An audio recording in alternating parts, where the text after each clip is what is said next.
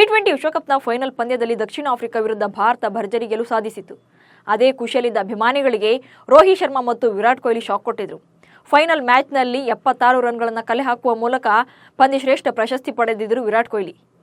ಆ ಬಳಿಕ post match presentation ವೇಳೆ ವಿರಾಟ್ ಕೊಹ್ಲಿ ನಿವೃತ್ತಿಯನ್ನು ಘೋಷಣೆ ಮಾಡಿದರು. ಅನಂತರ ನಾಯಕ ರೋಹಿತ್ ಶರ್ಮಾ ಕೂಡ ಸುದ್ದಿಗೋಷ್ಠಿಯಲ್ಲಿ ವಿದಾಯ ಹೇಳಿದರು. ಬಳಿಕ ರವೀಂದ್ರ ಜಡೇಜಾ ತಮ್ಮ ಅಧಿಕೃತ ಇನ್ಸ್ಟಾಗ್ರಾಮ್ ಪೋಸ್ಟ್ನಲ್ಲಿ ಈ ವಿಚಾರವನ್ನು ಬಹಿರಂಗಪಡಿಸಿದರು. ಅಸಲಿಗೆ ಒಟ್ಟೊಟ್ಟಿಗೆ ವಿದಾಯ ಹೇಳಿದ ವಿರಾಟ್ ಮತ್ತು ರೋಹಿತ್ ಟಿ20ಯಲ್ಲಿ ಹಲವು ದಾಖಲೆಗಳನ್ನು ನಿರ್ಮಿಸಿದ್ದಾರೆ. ಅತಿ ಹೆಚ್ಚು ರನ್ ಗಳಿಸಿದ ಬ್ಯಾಟ್ಸ್ಮನ್ಗಳ ಪಟ್ಟಿಯಲ್ಲಿದ್ದಾರೆ. ಈ ಇಬ್ಬರು ಲೆಜೆಂಡ್ಗಳ ಟಿ20 ಅಂಕಿಅಂಶಗಳ ಬಗ್ಗೆ ಹೇಳ್ತೇನೆ ನೋಡಿ. 2007ರಲ್ಲಿ ಟಿ20 ಕ್ರಿಕೆಟ್ಗೆ ಪದಾರ್ಪಣೆ ಮಾಡಿದ್ದ ರೋಹಿತ್ ಶರ್ಮಾ 159 ಪಂದ್ಯಗಳನ್ನಾಡಿದ್ದಾರೆ. ವಿರಾಟ್ ಕೊಹ್ಲಿ 2010ರಲ್ಲಿ ಪದಾರ್ಪಣೆ ಮಾಡಿ ಇಲ್ಲಿಯವರೆಗೆ 124 ಪಂದ್ಯಗಳನ್ನಾಡಿದ್ದಾರೆ. ಜಿಂಬಾಬ್ವೆ ವಿರುದ್ಧ ಕೊಹ್ಲಿ ಅಂತಾರಾಷ್ಟ್ರೀಯ ಟಿ20 ಕ್ರಿಕೆಟ್ಗೆ ಪದಾರ್ಪಣೆ ಮಾಡಿದರು. ರೋಹಿತ್ ಶರ್ಮಾ ಅವರು ಅಂತಾರಾಷ್ಟ್ರೀಯ ಟಿ20 ಕ್ರಿಕೆಟ್ನಲ್ಲಿ ಆಡಿದ 159 ಇನ್ನಿಂಗ್ಸ್ಗಳಿಂದ 140.89 ಸ್ಟ್ರೈಕ್ ರೇಟ್ನಲ್ಲಿ 4231 ರನ್ಗಳನ್ನು ಕಲೆ ಹಾಕಿದ್ದಾರೆ. ಇನ್ನು ವಿರಾಟ್ ಕೊಹ್ಲಿ 117 ಇನ್ನಿಂಗ್ಸ್ಗಳಿಂದ 48.69 ಸರಾಸರಿಯಲ್ಲಿ 4188 ರನ್ಗಳನ್ನು ಗಳಿಸಿದ್ದಾರೆ. ಕೊಹ್ಲಿ ಮೂರೂ ಸ್ವರೂಪದಲ್ಲೂ ಕೂಡ 50ಕ್ಕೂ ಹೆಚ್ಚಿನ ಸರಾಸರಿಯನ್ನು ಹೊಂದಿದ್ದಾರೆ.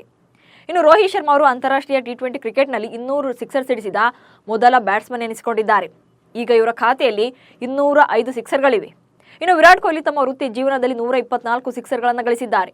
ಒಟ್ಟಾರೆ ಈ ಪಟ್ಟಿಯಲ್ಲಿ ಕೊಹ್ಲಿ 9ನೇ ಸ್ಥಾನದಲ್ಲಿದ್ದಾರೆ.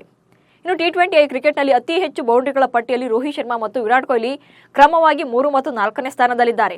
ರೋಹಿತ್ ಖಾತೆಯಲ್ಲಿ 383 ಬೌಂಡ್ರಿಗಳು ಗಳಿಸಿದರೆ ಕೊಹ್ಲಿ ಖಾತೆಯಲ್ಲಿ 369 ಬೌಂಡ್ರಿಗಳನ್ನು ಸಿಡಿಸಿದ್ದಾರೆ. ಅಂತಾರಾಷ್ಟ್ರೀಯ ಟಿ20 ಕ್ರಿಕೆಟ್ನಲ್ಲಿ ಅತಿ ಹೆಚ್ಚು ಸಿಕ್ಸರ್ ಸಿಡಿಸಿದ ಬ್ಯಾಟ್ಸ್ಮನ್ಗಳ ಪಟ್ಟಿಯಲ್ಲಿ ರೋಹಿತ್ ಶರ್ಮಾ ಅಗ್ರ ಸ್ಥಾನದಲ್ಲಿದ್ದಾರೆ. ರೋಹಿತ್ ಶರ್ಮಾ 5 ಸಿಕ್ಸರ್ ಸಿಡಿಸಿ ಅಷ್ಟೇ ಶತಕಗಳನ್ನು ಸಿಡಿಸಿರುವ ಗ್ಲೆನ್ ಮ್ಯಾಕ್ಸ್ವೆಲ್ ಅವರ ಜೊತೆ ಜಂಟಿಯಾಗಿ ಅಗ್ರಸ್ಥಾನವನ್ನು ಅಲಂಕರಿಸಿದ್ದಾರೆ.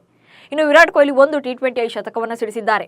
ಇನ್ನು ಕ್ಯಾಪ್ಟನ್ ಆಗಿ ಇಬ್ಬರ ಸಾಧನೆ ಹೇಗಿದೆ ಅನ್ನೋದನ್ನ ನೋಡೋದಾದ್ರೆ, ನಾಯಕನಾಗಿ ಅತಿ ಹೆಚ್ಚು ಟಿ20 ಪಂದ್ಯಗಳನ್ನು ಗೆದ್ದಿರುವ ರೋಹಿತ್ ಶರ್ಮಾ ಅಗ್ರ ಸ್ಥಾನದಲ್ಲಿದ್ದಾರೆ. 62 ಪಂದ್ಯಗಳಲ್ಲಿ ಭಾರತವನ್ನು ಮುನ್ನಡೆಸಿ 49ರಲ್ಲಿ ಗೆದ್ದಿದ್ದಾರೆ. 2021ರ ಟಿ20 ವಿಶ್ವಕಪ್ ಬಳಿಕ ರೋಹಿತ್ ಭಾರತಕ್ಕೆ ನಾಯಕರಾಗಿದ್ದರು. ವಿರಾಟ್ ಕೊಹ್ಲಿ 50 ಪಂದ್ಯಗಳಲ್ಲಿ ಭಾರತ ತಂಡವನ್ನು ಮುನ್ನಡೆಸಿದ್ದು 30ರಲ್ಲಿ ಗೆಲುವು ಪಡೆದಿದ್ದಾರೆ. ಇನ್ನು ಭಾರತ ತಂಡದ ಪರ ನಾಯಕನಾಗಿ ರೋಹಿತ್ ಶರ್ಮಾ 1 ಟಿ20 ವಿಶ್ವಕಪ್ ಗೆದ್ದಿದ್ರೆ ವಿರಾಟ್ ಕೊಹ್ಲಿ ಯಾವುದೇ ಗೆಲುವನ್ನು ಕಂಡಿಲ್ಲ. ಸದ್ಯ ಟಿ20 ವಿಶ್ವಕಪ್ ಗೆದ್ದ ಬಳಿಕ ಇಬ್ಬರೂ ಕೂಡ ಚುಟುಕು ಫಾರ್ಮೆಟ್ಗೆ ವಿದಾಯ ಹೇಳಿದ್ದು ಫ್ಯಾಮಿಲಿ ಜೊತೆ ರಿಲ್ಯಾಕ್ಸ್ ಮೂಡ್ನಲ್ಲಿದ್ದಾರೆ. ಯಂಗ್ ಪ್ಲೇಯರ್ಸ್ ಜಿಂಬಾಬ್ವೆ ವಿರುದ್ಧ ಟಿ20 ಸರಣಿ ಆರಂಭಿಸಿದ್ದಾರೆ.